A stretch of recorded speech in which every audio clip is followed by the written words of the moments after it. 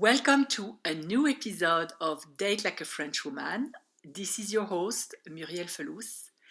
And today we are going to talk about getting involved with unavailable men, whether it is physically because they are still in another relationship or marriage or whatever the case is, or they're not here, they live at a distance and you can barely see each other, or emotionally someone who's not ready to make some room for you in their life emotionally. And this is a topic that is very common amongst actively dating women.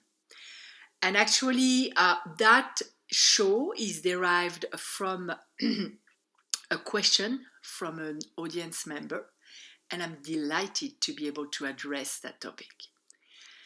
Before we dive into our topic today, I just wanted to remind you that I have a freebie on my website that ties with today's show because it is the 10 signs is not the one. And one of them would be not being available. That's a given.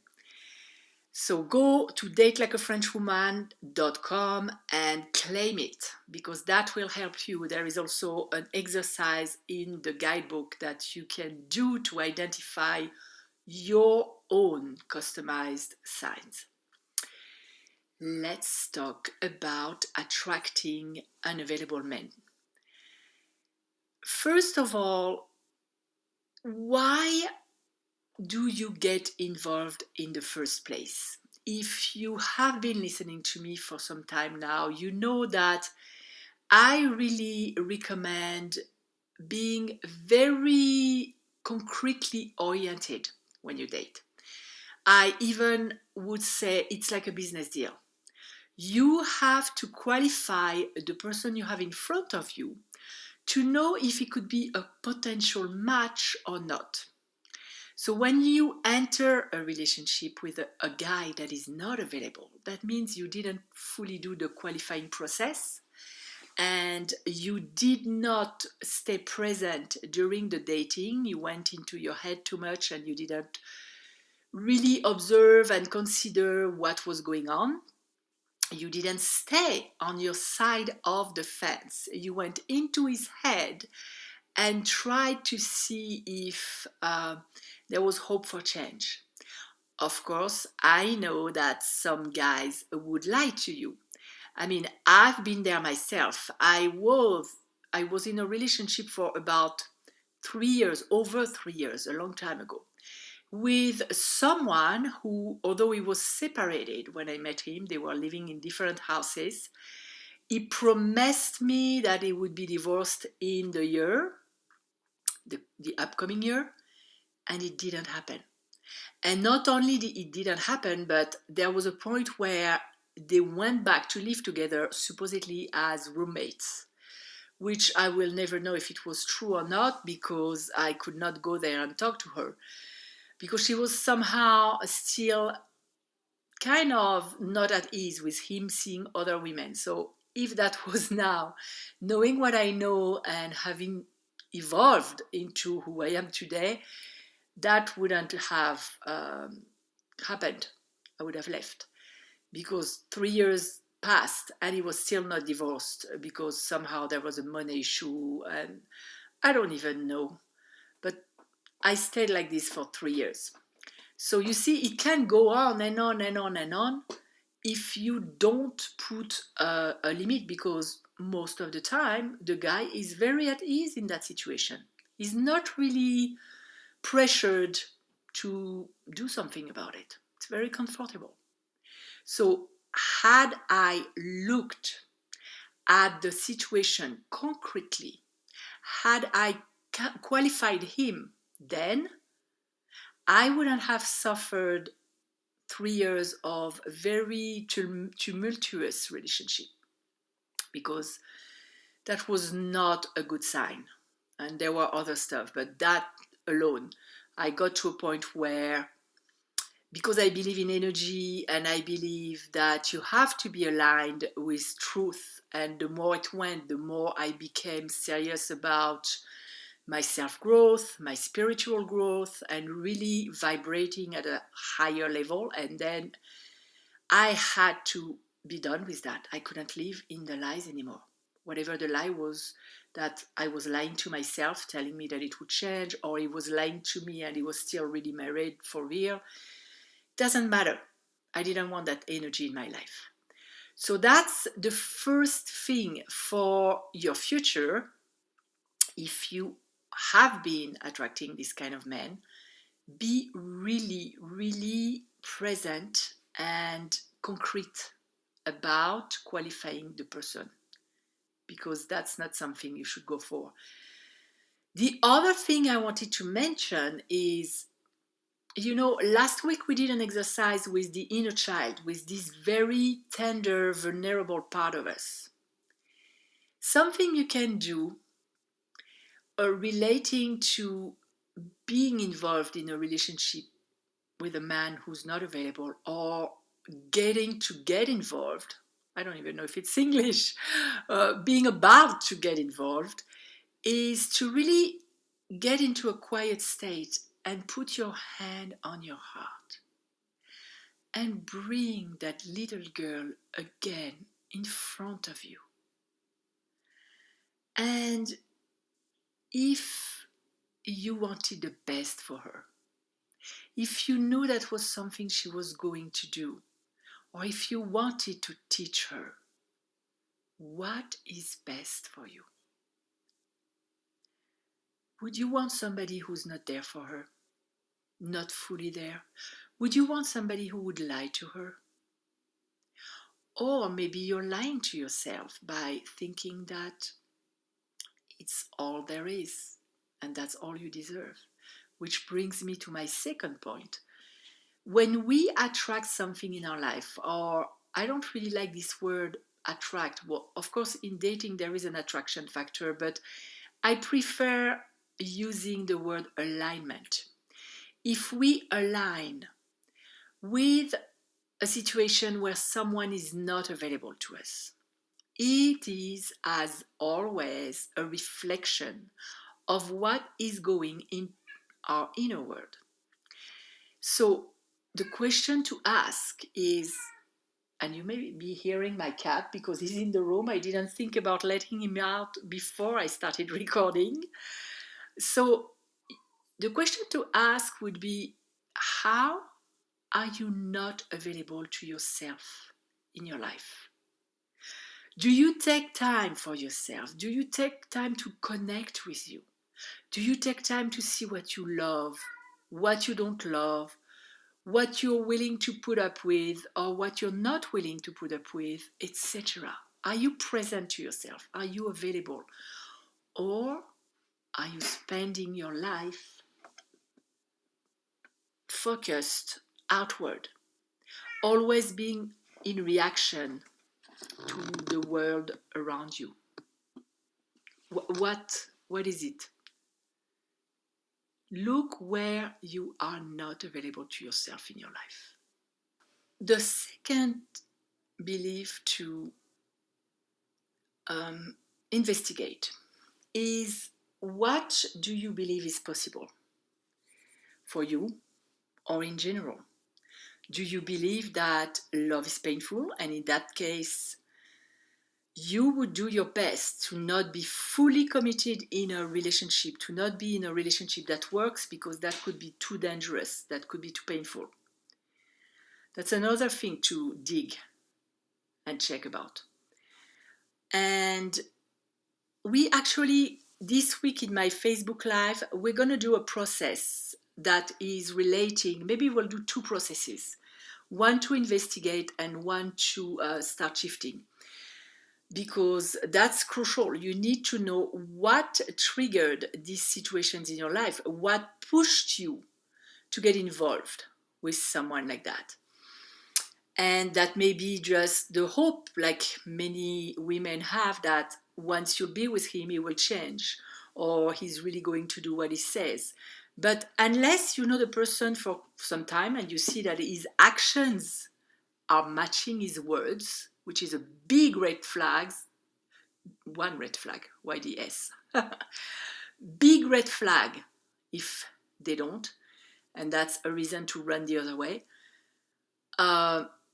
You shouldn't get involved with someone, and especially physically, intimately, because once you get intimately involved, once you have sex, there is that bonding hormone, and it's extremely hard to see clearly and extremely hard to live after that. So those two things have to be looked at. What are you available to yourself, and what do you believe about love? And what do you believe about your level of deserving?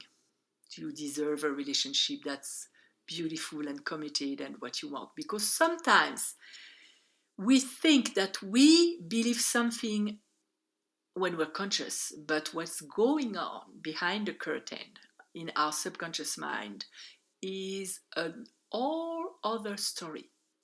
And if you want to really get some feel for what's going on behind the curtain, look at your life. You will always match your results, your choices, your actions with what is under the surface in your subconscious mind, because it's way more powerful than your conscious mind. And you're using it 95% of the time, when we use our conscious mind only 5%. So those 2 points need to be investigated. The last thing I wanted to talk about was, if you are in a relationship now and you are struggling, like my audience member who sent me an email because she is in a relationship and she's struggling, and it's extremely hard because there is a lot of pain involved in this kind of scenario, and there is also a lot of shame, because if you are with someone who's still involved with someone else, you feel shameful about it. You may feel like an idiot that you believe these lies. But I would encourage you, frankly, that breaks my heart when I see women beating up on themselves like that, because it's not enough that you're suffering from the situation, you are adding the shame, and that adds an all other level of pain. And I know, because I've been there too, and I see my clients, and they really feel bad about themselves. They feel like crap. They feel like they're not good people. They feel like they're idiots because they believed it, and they feel that they're powerless because they can't leave because it's too painful. An all accumulation of negative, nasty emotions and nasty judgments. So I don't even have a moral opinion, because we are always doing what we're doing because we do the best that we can do at the time. And it doesn't mean that I condone having a relationship with somebody who's not free, who's involved with someone else. It doesn't mean that I encourage people to do that, but I don't judge them either, because unless you've been in their shoes, you don't know what you would be doing, even though you may affirm the opposite. I'm telling you, unless you are in a situation with the same kind of experience that the person have been through, you don't know. So drop the judgment. And if that's you, drop the judgments that you may have against yourself. Because if anything, that's going to weaken you, and you will be even less able to live. So now let's switch to letting go of it.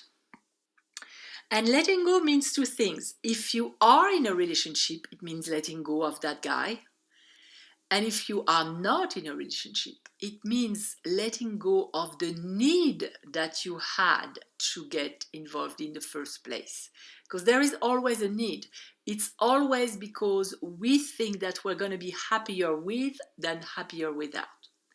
So maybe your need, like I said, was to not be in a fully committed relationship because love is too painful and scary.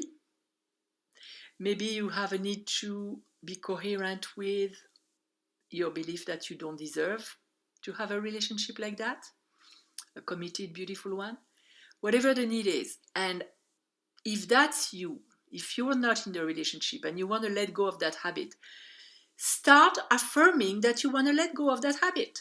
You do an affirmation that says, I'm now letting go, or I now let go of the need to attract unavailable men.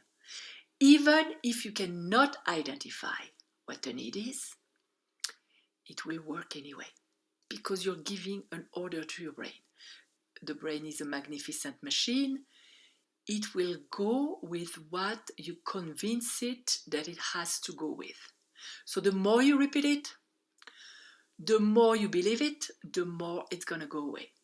If you are currently involved in a relationship with that man who's not available.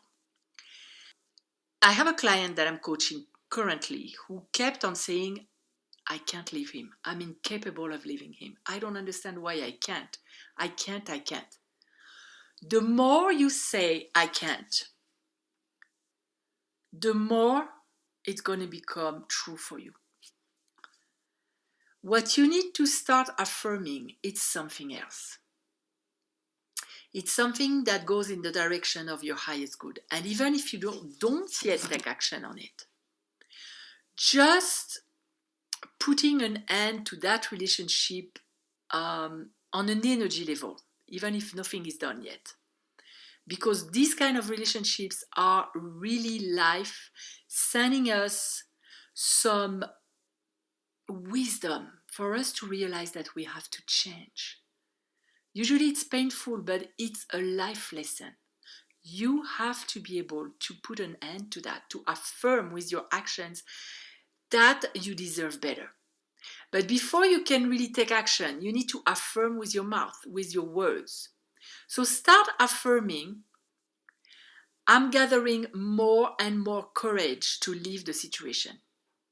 Because that's something that can be true just by you listening to this podcast today. You already are starting the process. You already are preparing yourself, changing on an emotional level to be able to live. And before you can live physically, you can start living emotionally. You know, it's like when people have a job and they have a business, and the business coach will say, visualize yourself giving your resignation later because you make 10 times more money in your business than in your day job. Then do something like that. Visualize yourself having the courage to live. And that's the second thing we're going to work on in the Facebook process. We're going to use tapping. So if you are interested in doing the process, be with us on facebook.com/date like a French woman. And if you listen to that podcast way later, shoot me an email and I'll send you the recording. Shoot me an email at contact@datelikeafrenchwoman.com and I'll send it to you. So you can too do the process. So start gathering the courage. I can do it. You can affirm, I can leave this relationship. But if it's too fast, too strong, you're not there yet, you can start affirming, I am gathering the courage to leave this relationship. Or I am getting strong enough to do what is in my highest good. I have the strength to do what is in my highest good. I am guided to do what is in my highest good. I am assisted to do what is in my highest good. I am getting helped to leave this relationship. I'm giving you many, so you pick one that really resonates. Help is coming to me to help me leave that relationship. I'm getting in touch with my power and I'm now getting stronger and stronger and leaving this relationship more and more every day. Because remember, you can live emotionally before you live physically. And from experience, I'm going to tell you, because of that relationship that was a very long time ago, I saw myself working on myself. And I saw myself living more and more emotionally. And one day, we were together physically. in the presence of each other, and I didn't even have the desire to be there because I had left the story already in my head and in my heart. So that's possible. Know that it can come, it can happen. Don't lose the hope. Then the second thing to do, so you gather the courage, believe that you can do it. The second thing, cultivate. Now you want to convince your brain that living is less painful than staying, because you know the brain will do anything to avoid pain. So you have to attach that story to so much pain that your brain will want to run in the other direction. So what I advise you to do, what I recommend, is to do a pain journal. And I know it can seem weird and negative, but do you want to convince your brain or not? Do you want to put all the chances on your side or not?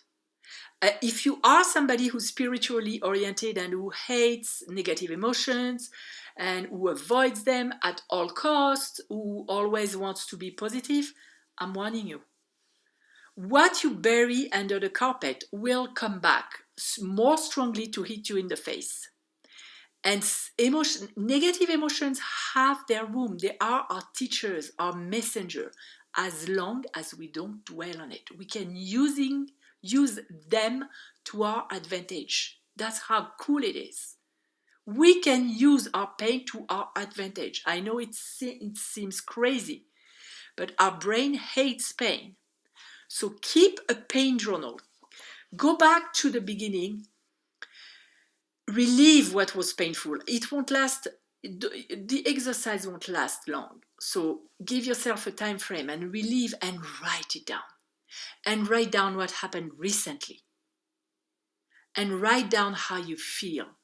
I remember before I launched my coaching on relationships and on dating, and if you know my story, I had very, very crappy relationships, and one of them really almost cost me my life, but I'll go back to that later on another day.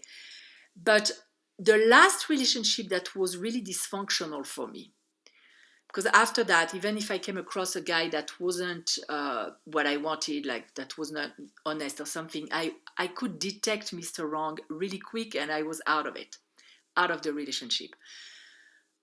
The last one that was really painful, I woke up crying in the middle of the night. So use that pain. Use that pain to your advantage. Use the pain to live. I know, don't be freaked out by the fact that you're going to keep a log of your pain. It's going to help you in the long run. The third thing to do is to create, so now we gave the brain something really negative to move away from. Next thing, you want to give the pain a direction to go towards. So create a vision.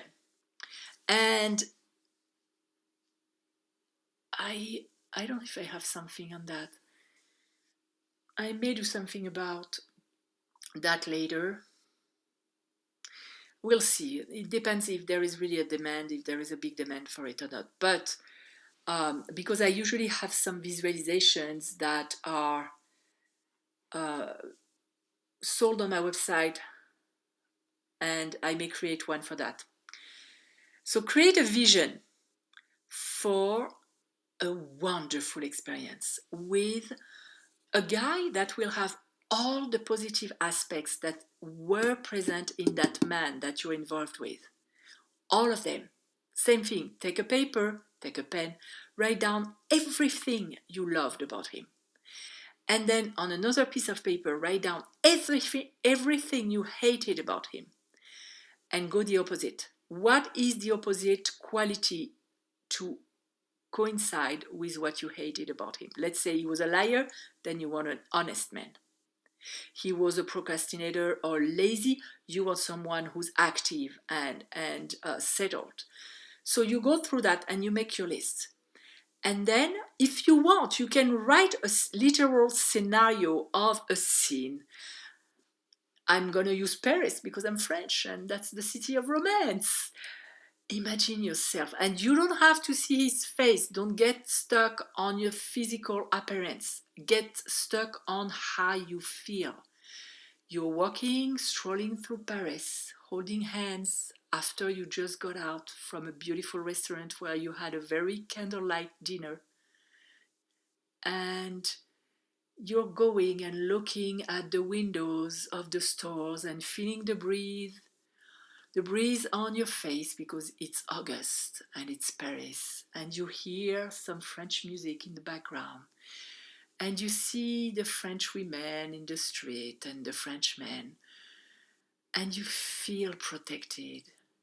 You feel that it's there for you. You feel so grateful because that's the man you wanted all your life. Of course, he's not perfect, but the fact that he's not perfect is perfect because you're not perfect either.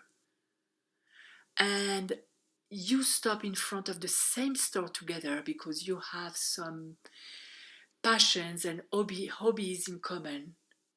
And you go to your favorite place in Paris. I have a bridge that I love. It's called the Alexander III, le pont Alexandre III. Yeah, Franglish now for you, for some French. Alexander III, the third bridge, or Montmartre, or any place. If you want, before you create your vision, go online and explore places. Look at some small details. See maybe what kind of music is around in this country and find a music that you like. Create a screenplay of what you love. And then, when you are in your visualization, use these details. Put the emotion out there.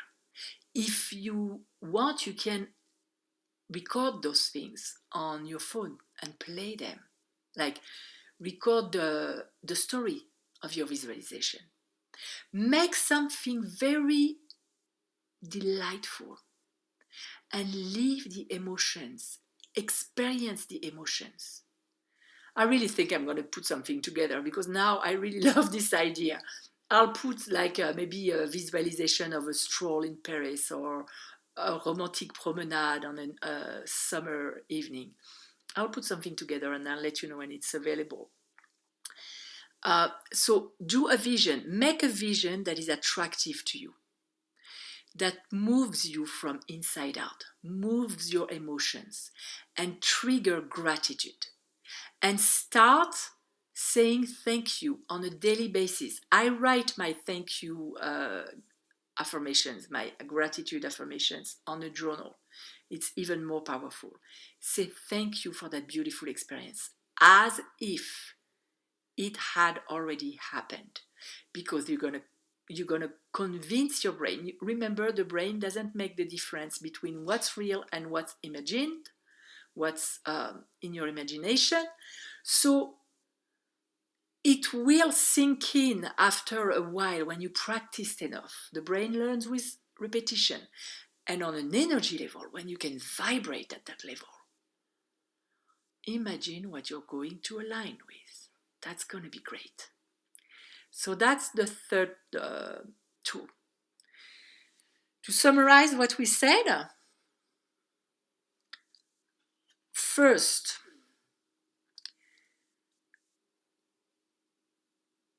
have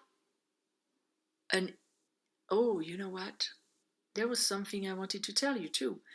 The first part was identify, examine what kind of beliefs may have created this situation in the first place. And start being very clear about that, because you're going to have to let it go. You're going to have to change that. Second, set your brain up to want to live. Cultivate courage. Affirm that you are getting the courage to live. Affirm that you can live. Affirm that you get... I want to speak too fast. Affirm that you are getting assisted from above to leave that relationship that is not for you. And create a pain journal. Remember all the pain that is associated with that relationship. That's why it's not the right one for you, because sometimes what happens when we start living, suddenly we're like, oh my gosh, what am I going to lose? And we remember all the good in the person and we discard the rest. Have that pain journal in front of you when you are going to start to live, because you will need some reinforcers and that will help you. And third, create an emotional vision in your brain that will strengthen your conviction to live, that will create the hope that what you want is out there and that it's possible. Those are the three elements to be able to live with more ease. I wouldn't really say ease, because I don't want you to expect that it will be easy, because I'm going to tell you the truth, it won't. And you will need courage, and you will need support, and you will need people around you that won't shame you or that won't judge you. You will need real allies, and that's where you can be in our Facebook community. That's where you can be in our Facebook private group, Date Like a French Woman free coaching group, because you can help each other, and I'm there too to answer questions. You will need your community, your people who know that you deserve better. I really hope that you use everything I talked about today and that you join us tomorrow night on Thursday on Facebook to do some processes, to do a inner child process and a gathering the courage process, because I think that's the most urgent for your brain to really be convinced that you have to leave this relationship. As always, thank you for listening, and I welcome your feedback. As an audience member like this woman, if you have a topic that you would like me to address, please don't hesitate. Reach me on Facebook, reach me on my website, anywhere, and I will be delighted to help you with that. If you are listening on iTunes, don't forget, if you haven't done so, to go and put a review and give us some stars. I really would love to rank my podcast up this year. And before I leave you, I send a ton of love to you, because my heart really feels for you. I've been there. I know how difficult, how sad, how challenging of a period it can be if you have to leave a relationship like that. But please remember, there is a light at the end of the tunnel, and I myself am the proof of that, because I've been there in several occasions, because I had men also who were not available to me because they were self-absorbed in a lot of cases, and it was hard for me to leave. So I send you courage. If I could send you courage through the waves of sound, I would, but I'm there with you. Be well, be courageous, be on your side. I'll see you next week with another episode. And next week's episode is going to be fabulous to follow up on this one, because we are going to talk about relationships with narcissistic guys, or men who have very strong narcissistic traits and who are self-absorbed, and those relationships with the manipulators that may sometimes be very dangerous emotionally and physically. So I'll see you next week. Have a wonderful week.